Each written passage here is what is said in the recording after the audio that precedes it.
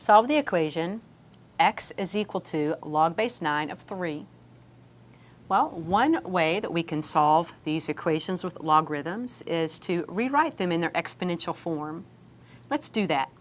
We'll use the same base of 9 and write 9 to the x is equal to 3.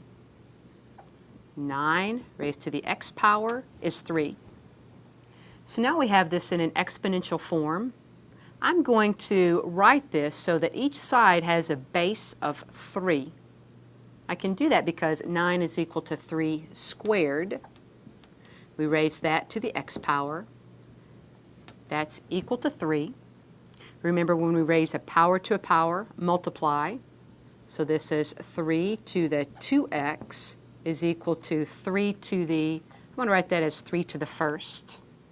Now, if 3 to the 2x is equal to 3 to the first, then those exponents must take on the same value. They must be equal. So 2x must be equal to 1, or x must be 1/2.